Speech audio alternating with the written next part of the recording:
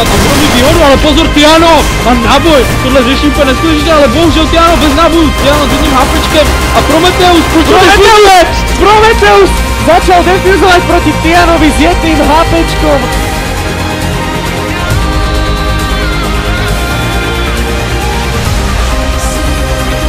A nemají vůbec žádný. Adamelo, posílá dolů náboje, tohle se ještě může povést. A 2v2 najednou, z ničeho nic.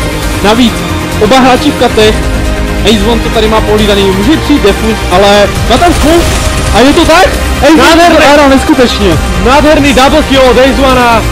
Toto bolo ďalšie dôležité kolo, ktoré znova zamieša karty.